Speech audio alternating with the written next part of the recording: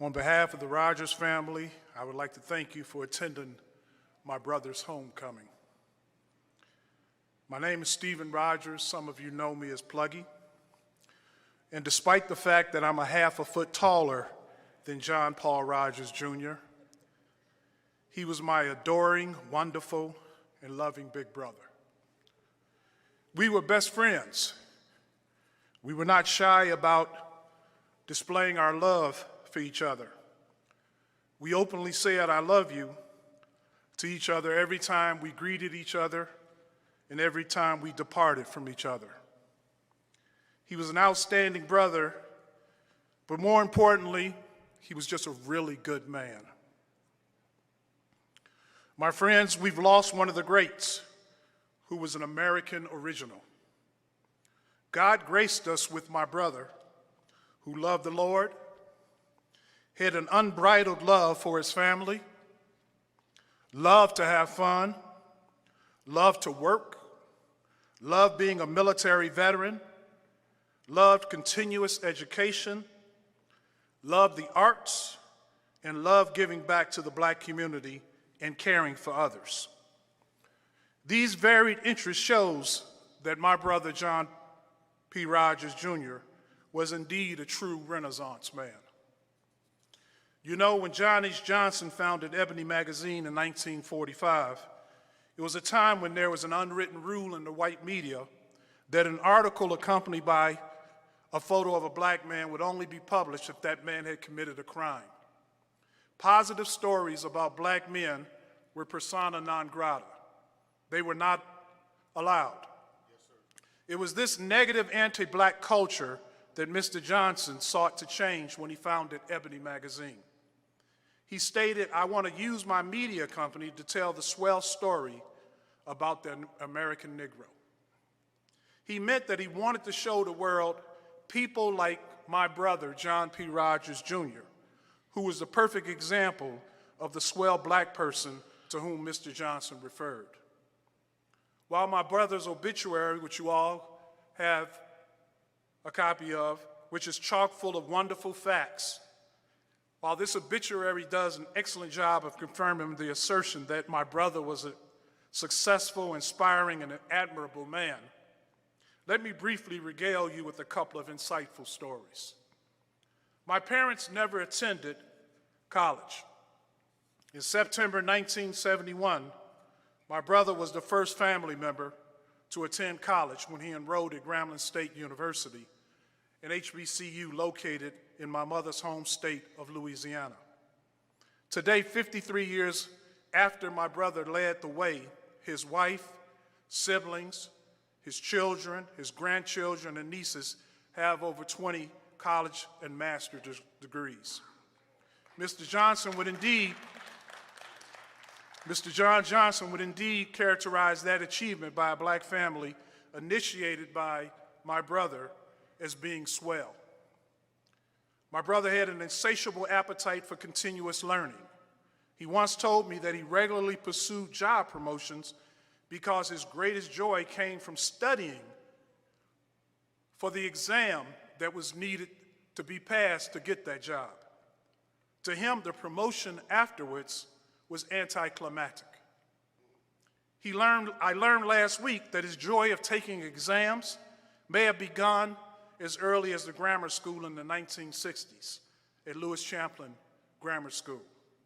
One of his Lewis Champlin classmates told me last week that she vividly remembers being in class with him, and after completing a test or a quiz, my brother would confidently rise from his desk and do a 360-degree twirl as he took his work to the teacher's desk. But his continuous learning was not limited to classrooms or books.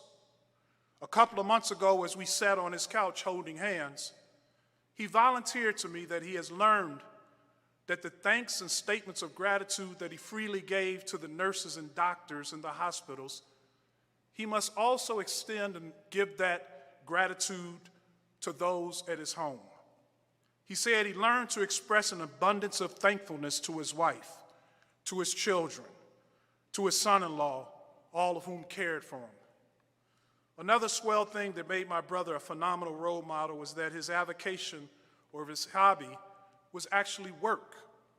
He loved physical blue-collar labor, as well as white-collar labor.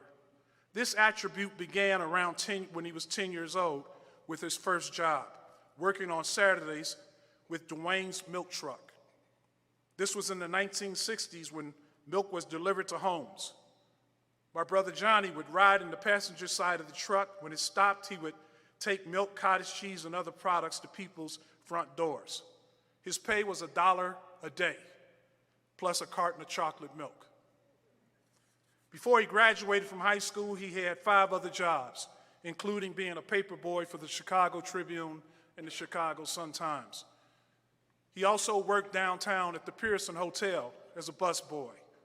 He also was a stock boy at Mr. Thomas' grocery store, and he was a delivery man at the 63rd Street dental offices. And finally, he was a food preparer at a catfish restaurant. He was never fired from a job. He voluntarily left to get a better job. He made certain that when he left that job, I replaced him. My brother's strong work ethic was not motivated by money. Any money that he and I earned had to go to our mother to help pay bills. My brother simply loved the challenge, discipline, and activity involved with being employed. It was this same love of discipline that led my brother to join the Army. After his serving in the Army, he loved being a military veteran. He proudly wore his caps that identified him as a Vietnam veteran. His car license plate was framed with military veteran insignia, and his top preferred medical center of choice was the VA hospital. Our father was also a military veteran. Our parents were divorced. We were raised by my mother.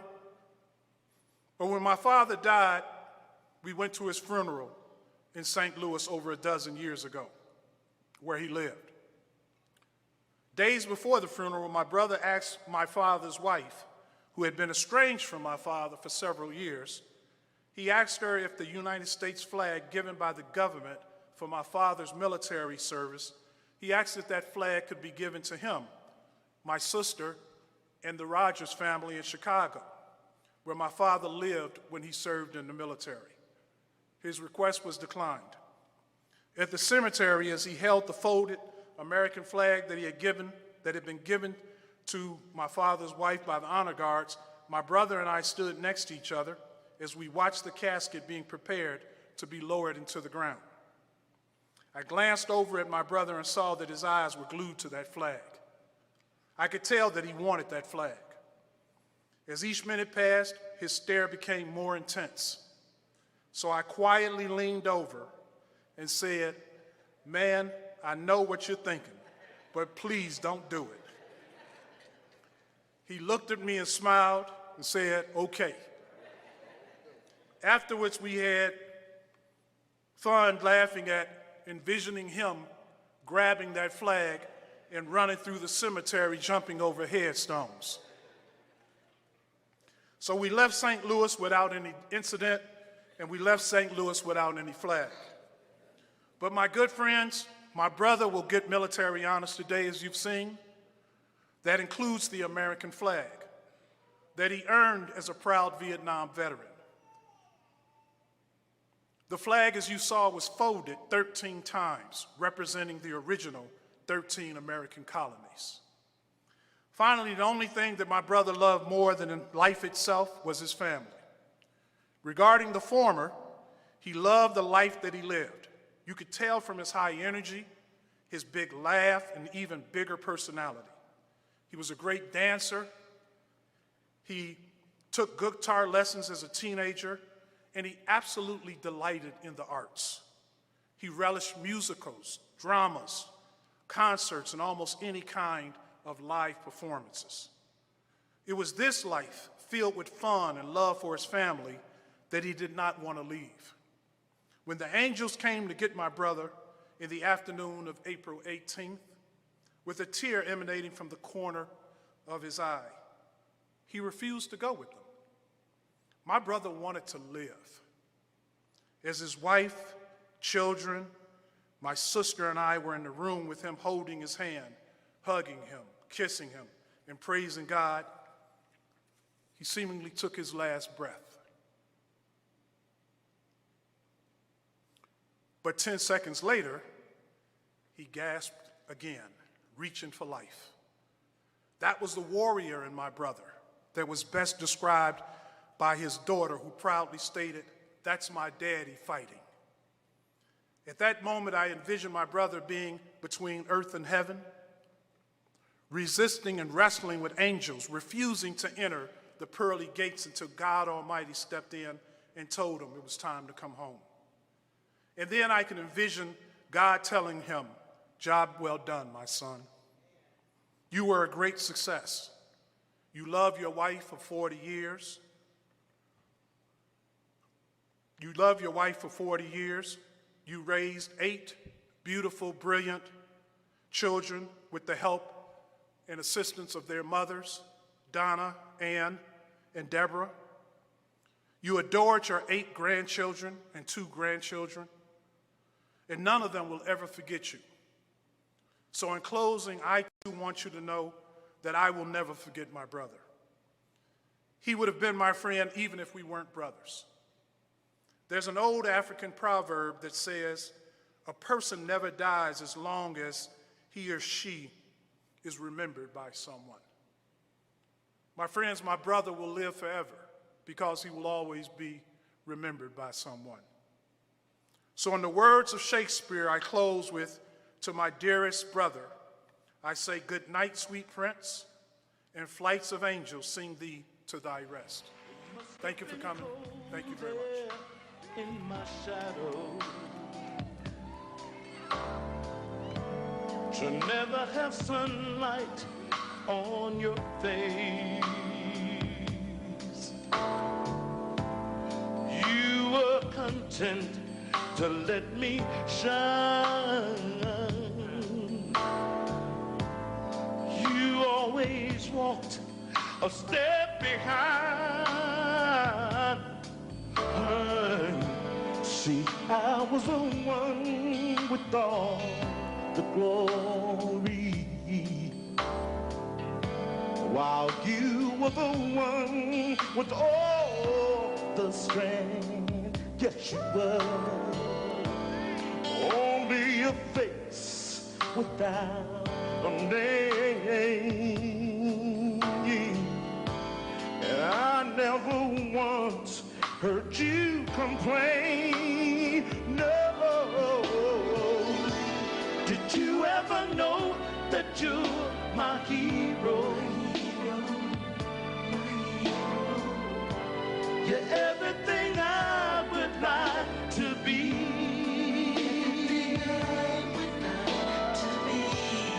I could fly higher than an eagle.